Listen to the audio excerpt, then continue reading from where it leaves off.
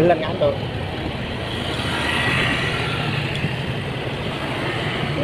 Jajan tuh, jajan tuh.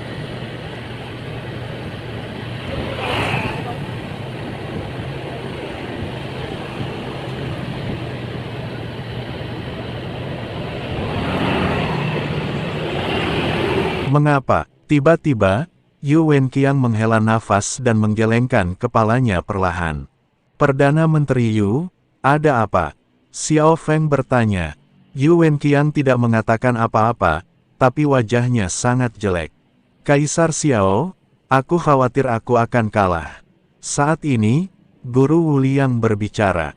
Tuan Wuliang, jangan bicara omong kosong. Ayah saya memiliki kekuatan jiwa ratusan ribu tentara. Bagaimana dia bisa kalah? Xiao Jian berkata dengan sedikit tidak senang. Pangeran kedua, meskipun Kaisar Xiao diberkati oleh kekuatan jiwa ratusan ribu tentara, sayang sekali. Keberuntungan dinasti Xiao melemah. Tidak bisakah kamu merasakannya? Jika keberuntungan suatu negara mulai melemah, berarti negara itu akan hancur. Jika dinasti Xiao dihancurkan, apakah Kaisar Xiao masih bisa menang? Tuan Wuliang berkata perlahan. Ketika semua orang mendengar ini, mereka tercengang. Semua orang di dinasti Xiao tidak tahu apakah mereka harus mempercayai apa yang dikatakan Guru Wuliang. Hancurkan negara. Jika orang lain mengatakan ini, para penguasa dinasti Xiao pasti akan menjadi cemas, tetapi sekarang Tuan Wuliang yang mengatakannya. Mereka telah melihat keterampilan Master Wuliang sebelumnya. Semua orang di dinasti Xiao menjadi sangat jelek. Dinasti Xiao benar-benar hancur, bagaimana nasib mereka? Tidak ada telur yang tersisa ketika sarangnya dibalik, mereka masih memahami kebenaran ini. Pada saat ini, semua orang di dinasti Xiao terdiam. Di pusat kota kekaisaran, Xiao Yuanshan masih bertarung sengit dengan yang ke-10. Adapun kemenangan atau kekalahan, tidak ada yang tahu. Xiao Feng dan Xiao Jian mengepalkan tangan mereka erat-erat. Mereka yang paling gugup saat ini. Jika dinasti Xiao benar-benar berakhir, maka mereka tidak lagi menjadi pangeran. Tetapi bahkan jika Xiao Yuanshan menang, dinasti Xiao telah menderita kerugian besar sekarang, dan kekuatan di sekitarnya pasti akan mengawasi dengan penuh semangat. Kali ini, tidak peduli mereka menang atau kalah, akan sulit bagi dinasti Xiao untuk mendapatkan kembali kejayaan masa lalunya. Terlebih lagi, kali ini hanya seorang anak kecil, seorang anak yang bahkan menghormati Zhuo Tianzeng dari Demon Ceiling Alliance. Siapa yang tahu jika ada kekuatan yang lebih menakutkan di balik anak ini? Dinasti Xiao hanyalah kekuatan kecil manusia di surga dan dunia manusia. Ada dukungan dari para dewa di balik Demon Ceiling Alliance, tapi itu di luar dugaan semua orang. Bahkan Asteris terkejut kali ini. Dia tidak menyangka ada kekuatan besar di belakang Demon Ceiling Alliance. Saya tidak menyangka bahwa dunia kecil surga dan manusia ini menyembunyikan begitu banyak tuan. Formasi besar langit dan bumi, entah berapa banyak orang di surga yang terperangkap di sini sampai mati. Gemuruh. Saya tidak tahu berapa ronde lagi Xiao Yuanshan bertarung dengan Yang Mulia Pangeran ke-10. Gelombang kejut yang mengerikan terus menghantam semua orang, dan semua orang tidak punya pilihan selain mundur lagi dan lagi. Pada akhirnya, semua orang telah mundur dari kota kekaisaran. Kota kekaisaran yang awalnya megah dan sangat indah kini telah menjadi sia-sia, dan tanahnya penuh dengan jurang maut. Ini adalah ibu kota dinasti Xiao, tetapi telah hancur total. Ketika semua dampaknya perlahan menghilang, sosok Yang Mulia Pangeran ke-10 dan Xiao Yuanshan muncul di udara. Yang Mulia ke-10 masih menggigit permen lollipop di mulutnya, dan pisau panjang emas di tangannya juga telah terkelupas. Di mata yang ke-10, masih ada semangat juang yang membara, dan dia tampak seperti masih belum selesai. Tetapi saat ini, Xiao Yuanshan terlihat sangat lelah. Dia tidak lagi memiliki tekanan untuk menjadi seorang kaisar, dan lebih terlihat seperti orang tua yang sekarat. Nafas dalam tubuh juga menjadi lemah, dan kekuatan jiwa lebih dari 100.000 tentara dikonsumsi. Mengapa? Xiao Yuanshan menghela nafas tak berdaya, tatapan rumit muncul di matanya. Kemudian tubuh Xiao Yuanshan perlahan jatuh, menginjak kota kekaisaran yang hancur, air mata Xiao Yuanshan mengalir. Meskipun seorang pria tidak akan meneteskan air mata begitu saja, apalagi seorang kaisar seperti Xiao Yuanshan. Tetapi pada saat ini, Xiao Yuanshan tidak dapat berbuat apa-apa selain menitikkan air mata untuk rakyat dan tentara yang tewas. Ketika Xiao Feng dan yang lainnya melihat ini, mereka semua bergegas mendekat. Ketika mereka melihat Xiao Yuanshan menangis, semua orang di dinasti Xiao tercengang. Anda harus tahu bahwa Xiao Yuanshan adalah tulang punggung mereka. Itu adalah Tuhan yang mereka percayai.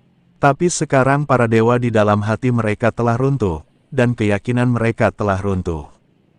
Dalam pertempuran ini, tidak akan ada lagi dinasti Xiao. Xiao Feng dan Xiao Jian mengepalkan tangan mereka, wajah mereka pucat. Dinasti Xiao kalah total. Yang ke-10 tergantung di atas kepala semua orang, matanya menyapu ke arah semua orang. Tidak ada yang berani melihat langsung ke yang ke-10. Takut, mereka sangat takut. Berkali-kali, semangat juang tersulut, tetapi berkali-kali, semangat itu diredam. Saat ini, hanya yang mengangkat kepalanya. Meski tubuhnya belum pulih, tidak ada rasa takut di wajah. Senior, aku akan memberikan tubuhku padamu. Bisakah kamu membunuh bocah kecil ini? Jangan khawatirkan tubuhku. Meski hancur, tidak masalah. Chen Ping, aku tidak punya kemampuan, jadi aku hanya bisa mengandalkan Raja Iblis Ciyun. Jika Raja Iblis Ciyun ingin berurusan dengan 10 yang mulia ini, dia harus melambaikan tangannya.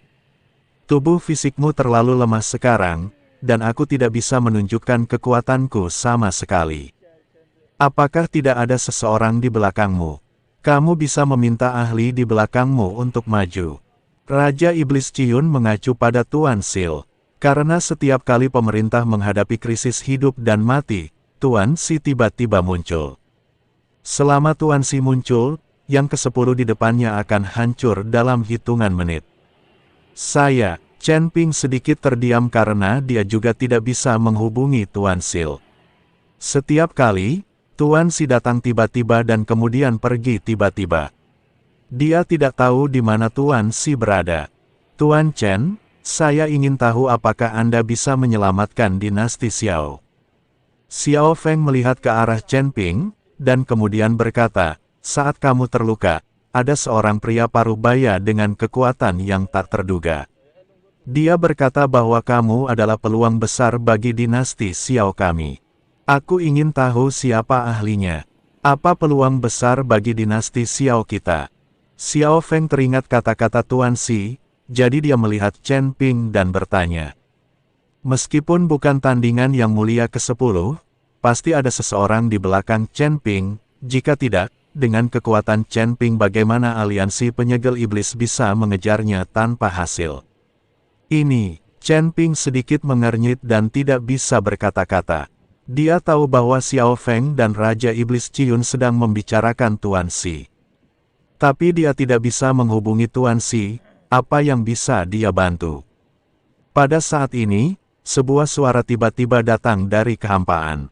Latihan itu tidak mudah, dan kamu tidak boleh menghancurkan jiwamu sesuka hati. Bersamaan dengan suara ini, seluruh kota kekaisaran diselimuti cahaya putih. Dalam cahaya putih itu, jiwa ratusan ribu tentara perlahan muncul. Ledakan, jiwa ratusan ribu tentara jatuh kembali ke tanah dalam sekejap. Melihat jiwa ratusan ribu tentara yang tiba-tiba muncul, Xiao Yuanshan tercengang. Semua orang di dinasti Xiao tercengang. Anda tahu, dalam pertempuran tadi, Xiao Yuanshan menghabiskan jiwa ratusan ribu tentara ini, tetapi pada saat ini, ratusan ribu tentara ini telah kembali. Selama ruhnya masih ada, maka kematian ratusan ribu tentara tidak dianggap mati. Mereka perlahan bisa membentuk kembali tubuhnya. Ratusan ribu tentara melihat segala sesuatu di depan mereka, dan memandang kaisar mereka dengan penuh semangat. Mereka tidak mengerti apa yang sedang terjadi. Seolah-olah jiwa mereka telah kembali ke titik awal setelah berkeliling beberapa saat. Siapa itu? Siapa Tuan yang menyelamatkan dinasti Xiaoku? Kami akan memujanya selamanya. Xiao Yuanshan adalah orang pertama yang berlutut ke arah suara itu. Semua orang di dinasti Xiao, serta ratusan ribu tentara, semuanya berlutut bersama. Yang Mulia melihat jiwa ratusan ribu tentara yang muncul, dan ekspresinya sangat jelek. Dia tidak tahu siapa yang berbicara. Tapi setelah bertarung lama, dia akhirnya mendapatkan hasil yang kosong. Jiwa ratusan ribu tentara dinasti Xiao semuanya telah kembali. Tuan Si, Chen Ping wajahnya penuh kegembiraan, tubuhnya sedikit gemetar, dan dia melihat ke arah suara itu. Suara Tuan Si tidak akan pernah dia lupakan. Aku tidak melakukan apapun, jadi kamu tidak perlu memberiku hadiah sebesar ini, kan? Pada saat ini, seorang pendeta Tao tua yang memegang pengocok datang perlahan dari langit. Melihat pendeta Tao tua itu muncul, Xiao Yuanshan dan yang lainnya sangat bersemangat. Dia mengira apa yang terjadi barusan juga dilakukan oleh pendeta Tao tua ini. Apakah itu dia? Chen Ping tampak terkejut saat melihat orang itu datang. Karena orang yang datang tidak lain adalah Guru Lin Keting, Tao Wuji. Zhuo Tianzeng dan yang lainnya mengerutkan kening saat mereka melihat kemunculan tiba-tiba dari pendeta Tao Wuji. Tak satu pun dari mereka menyangka bahwa kekuatan Tao Wuji akan begitu menakutkan. Jiwa ratusan ribu tentara telah lenyap, tetapi mereka dibawa kembali dengan paksa. Bukankah ini terlalu keterlaluan? Bahkan makhluk abadi pun mungkin tidak memiliki sarana seperti itu. Senior, Chen Ping melihat Tao Wuji dan melangkah maju untuk menyapa. Bagaimanapun, Tao Wuji telah menyelamatkannya beberapa kali. Pendeta Tao Wuji melihat tatapan lemah Chen Ping dan berkata dengan marah, laki-laki muridku telah menjadi seperti ini. Sungguh memalukan. Setelah mengatakan itu, pendeta Tao Wuji mengeluarkan pil warna-warni dari tangannya dan melemparkannya ke Chen Ping. Makanlah. Chen Ping mengambil pil itu dan melemparkannya ke mulutnya tanpa ragu-ragu. Pil itu meleleh di mulutnya, dan sesaat Chen Ping merasakan napas di tubuhnya melonjak.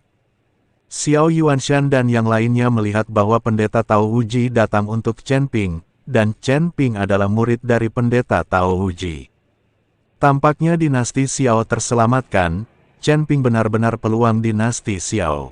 Senior, apakah kamu di sini untuk menyelamatkanku? Chen Ping memandang Tao Wuji dengan penuh rasa terima kasih dan bertanya. Tidaki. Pendeta Tao Wuji menggelengkan kepalanya, lalu melambaikan kocokannya, dan bayangan yang muncul. Perlahan muncul. Taois Wu Wei. Chen Ping sedikit terkejut saat melihat bayangan itu. Adik laki-laki, aku tidak menyangka setelah bertahun-tahun tidak bertemu, kamu menjadi lemah. Pendeta Tao Wuji tersenyum tipis dan berkata, kakak senior, kekuatanmu menurun begitu lambat setelah bertahun-tahun. Tampaknya kamu tidak terlalu terpengaruh oleh formasi besar langit dan bumi. Pendeta Tao Wei terlihat sedikit terkejut saat melihat pendeta Tao Wuji tiba-tiba muncul. Hei, itu tidak bisa dilakukan, itu tidak bisa dilakukan. Pendeta Tao Wuji menghela nafas, dan kemudian melihat ke 10 yang mulia. Anak kecil, Tuhan baik padamu. Aku seharusnya tidak memukulmu, anak sepertimu. Tapi kamu menyakiti adik laki-lakiku, jadi aku tidak punya pilihan selain mengambil tindakan. Kata Tao Wuji tanpa daya. Yang Mulia Pangeran ke-10 memandang Tao Wuji dengan dingin, dan kemudian mendengus dingin. Bajingan tua, apakah kamu di sini untuk mati juga? Aku mencari ibumu. Pendeta Tao Wuji tiba-tiba melambaikan kocokan lalat di tangannya. Berdengung. Dunia bergetar, dan kehampaan menyatu. Murid Yang Mulia Pangeran ke-10 tiba-tiba menyusut, dan pedang emas di tangannya langsung terhalang di depannya. Dia tidak punya kesempatan untuk menghunus pedang, sudah terlambat. Ledakan, dengan semburan cahaya putih yang meledak, Yang Mulia Pangeran ke-10 langsung terbang mundur, seperti bola meriam yang ditembakkan. Pedang emas di tangannya juga berubah menjadi abu. Ketika semua orang di dinasti Xiao melihat ini, mereka sangat gembira. Mereka semua sudah mati, namun tiba-tiba seorang penyelamat muncul. Perasaan tiba-tiba melarikan diri dari kematian membuat semua orang di dinasti Xiao sangat gembira. Beberapa bahkan tidak bisa berhenti tertawa. Hanya dengan beberapa gerakan, Yang Mulia Pangeran ke-10 yang menekan semua orang terbang. Mundur, kekuatan seperti ini sangat kuat. Melihat ini, Tao Wuwei dan Master Wuliang menghela nafas pada saat bersamaan. Tuan Wuliang, ada apa denganmu? Xiao Jian bertanya pada Tuan Wuliang. Hei, kalau aku tidak terjebak selama bertahun-tahun, aku bisa dengan mudah menamparkan bocah cilik ini. Kata Tuan Wuliang, sebelum perang antara dewa dan iblis, mereka semua abadi di surga. Di mana Anda pernah melihat seorang biksu di bawah keabadian? Lalu bagaimana jika lawannya adalah dewa? Para dewa hanya mengaku mulia, tapi di mata orang lain, mereka hanyalah sekelompok orang sombong.